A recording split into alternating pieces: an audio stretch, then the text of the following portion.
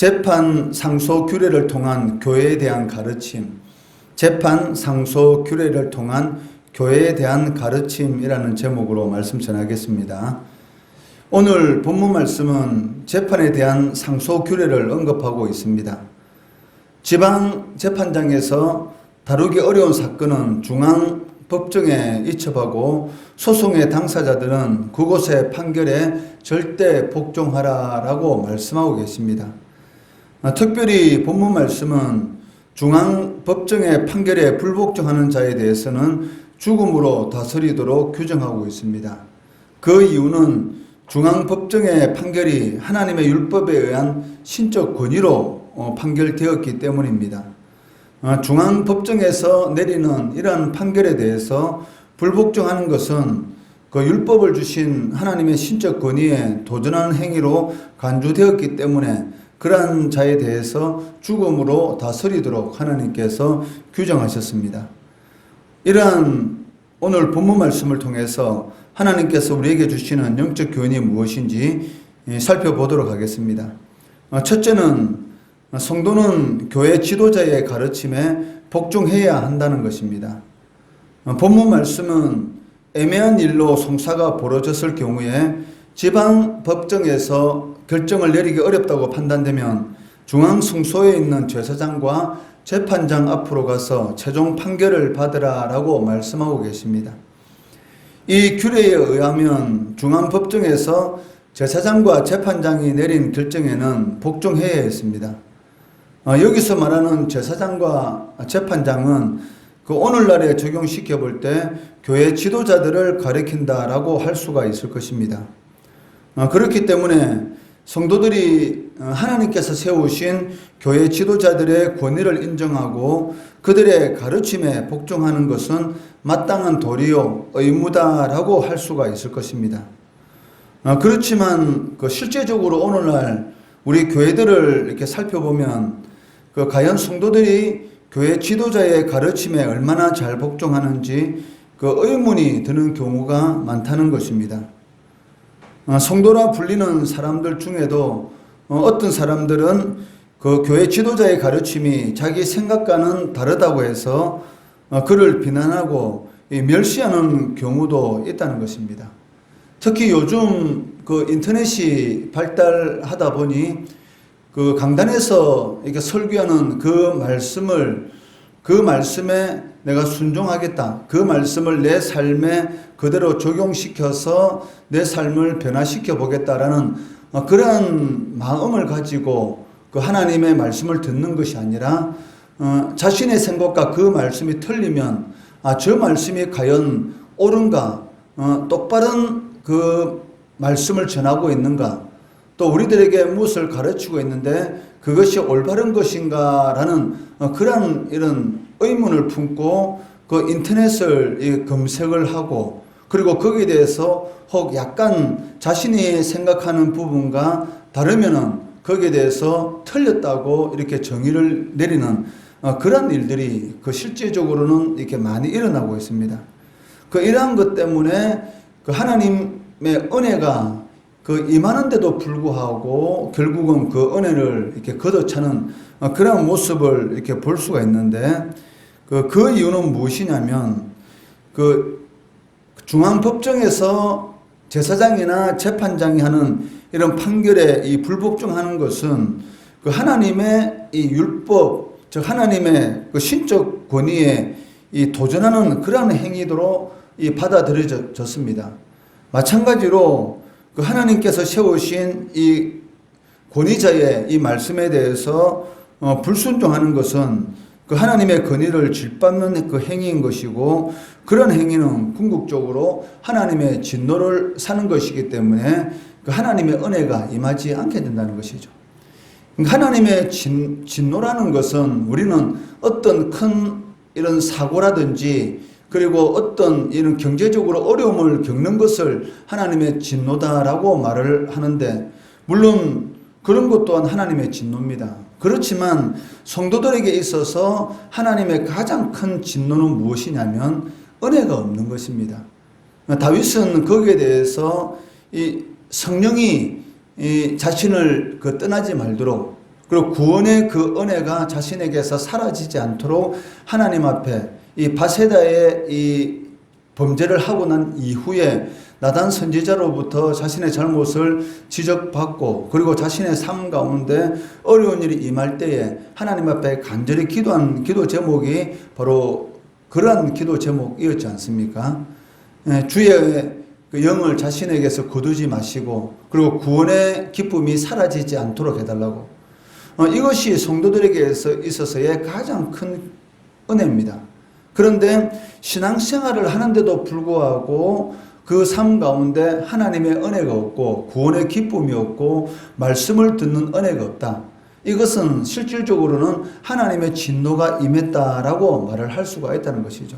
그런데 그 하나님의 진노가 오늘 본문 말씀해 보니까 하나님의 권위에 대한 이 도전을 하는 자들에게 그 임하게 된다는 것을 이렇게 말씀하고 있다는 것이죠. 하나님은 말씀을 통해서 은혜를 베풀어 주십니다. 우스갯 소리 같지만 이 우스갯 소리에 어떻게 보면 이 은혜를 받을 수 있는 그런 진리가 이렇게 포함되어 있는 것을 우리가 알 수가 있는데, 어떤 그 60년대, 70년대 그때는 목회자들이 제대로 된 그런 신학적인 교육을 받지 못하고 그리고 이렇게 기름 부음을 받고 이렇게 전도자로서 이렇게 목사로서 사역을 할 때가 많이 있었습니다. 그러다 보니까 이 성경에 나온 그러한 이런 그 지식과는 이런 틀린 그런 말을 할 때가 있었다는 것이죠. 우스갯소리로 들리는 이야기지만 60년대, 70년대는 이삭의 아들이 아브라함이다라고 이렇게 설교를 하는데도 그것이 그 은혜로 그 성도들 마음에 이렇게 들어가게 되고 그러한 정도의 수준의 말씀을 통해서도 성도들이 변화가 일어나고 그 삶 가운데 회복되는 그러한 역사가 나타났다는 것이죠. 오늘날 만약에 이삭의 아내가 아브라함이다라고 이렇게 말한다면 목사님은 우리도 알고 있는 그런 지식도 모르고 저렇게 말씀을 가르치냐라고 이렇게 말을 할 것입니다.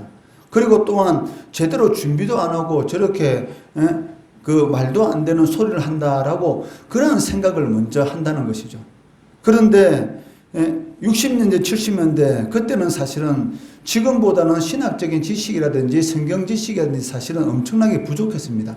그런데도 불구하고 하나님의 성령의 역사가 강하게 나타났던 그 이유는 무엇입니까? 이 간절함이죠. 이 간절함이 이 성도들의 이 삶을 변화시킨 것이죠. 말씀을 전할 때에 이런 틀린 그러한 그 이삭의 아들이 어떻게 아브라함이 될 수가 있습니까? 그런데도 불구하고 아브라함의 아들이 이삭인데도 순간적으로 착각하고 또 이렇게 잘못된 그런 잘못되게 알고 말씀을 전했는데도 그 잘못된 것보다는 그 올바른 자신에게 은혜되는 그 말씀을 받아들였기 때문에 성도들의 삶 가운데 하나님이 함께 하시는 그러한 역사가 많이 일어났던 것이죠.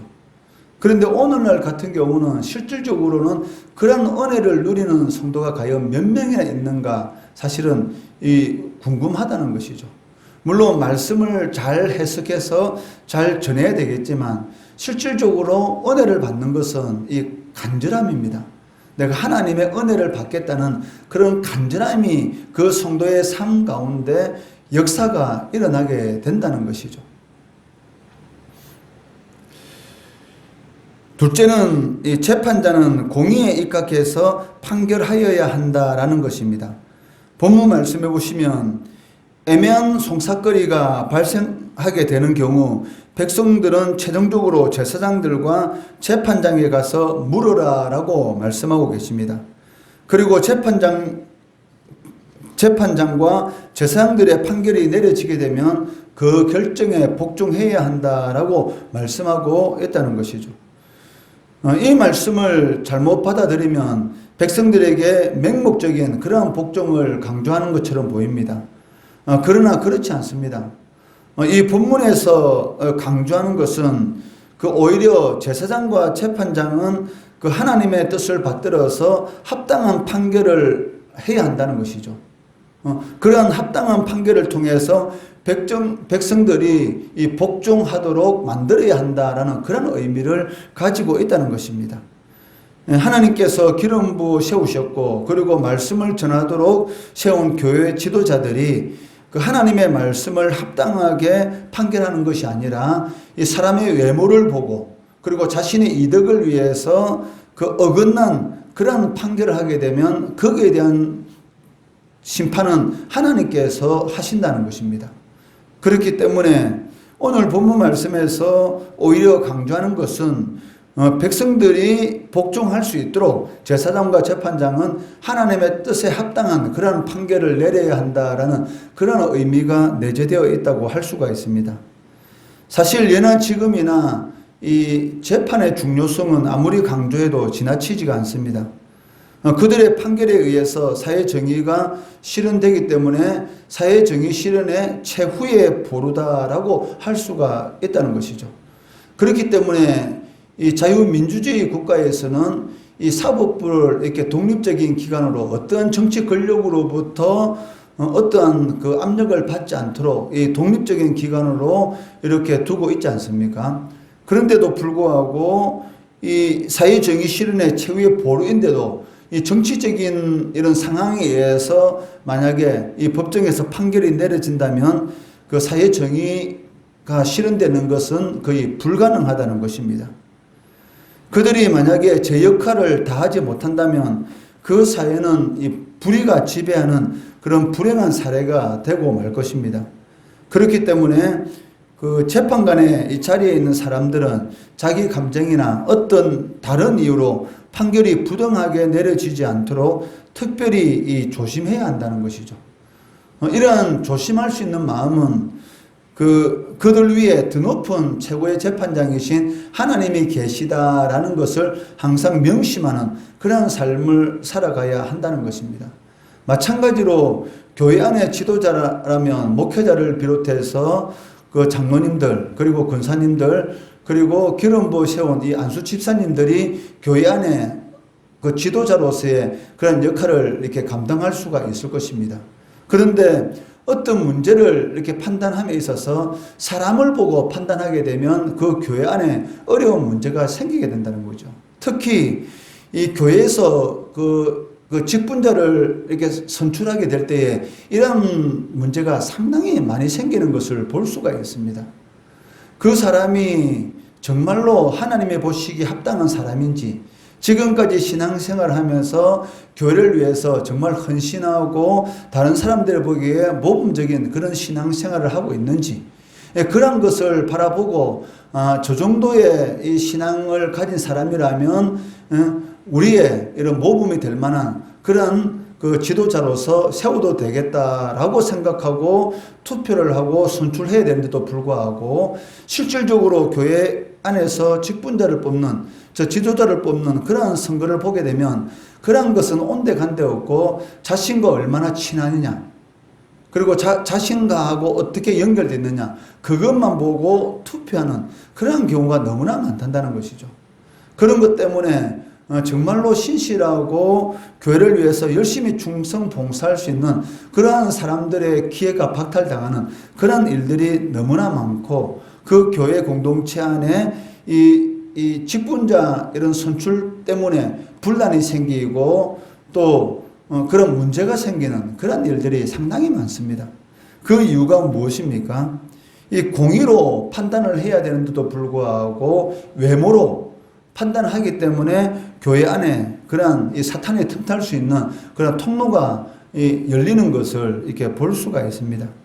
그렇기 때문에 예수님께서는 요한복음 7장 24절 이렇게 말씀해 보시면 외모로 판단하지 말고 공의롭게 판단해라. 왜?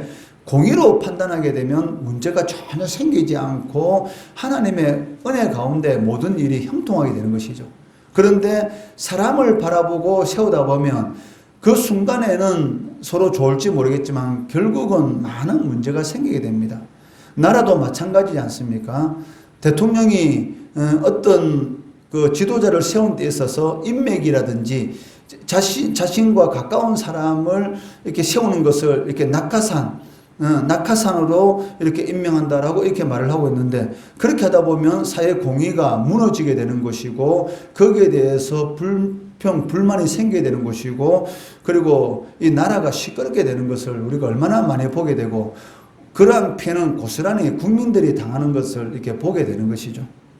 그렇기 때문에 지도자는 어떤 일을 판단함에 있어서 모든 사람이 받아들일 만한 그런 하나님의 말씀의 기준에 의해서 모든 것을 판단하는 것, 이것이 상당히 이게 중요하다라는 것을 오늘 이 본문 말씀을 통해서 무조건적으로 맹목적으로 복종을 강조하는 것이 아니라 이 복종할 수 있도록 하나님의 뜻을 따라서 합당한 판결을 하도록 이 교회 지도자들에게 이렇게 요구하고 있는 것을 우리는 볼 수가 있습니다.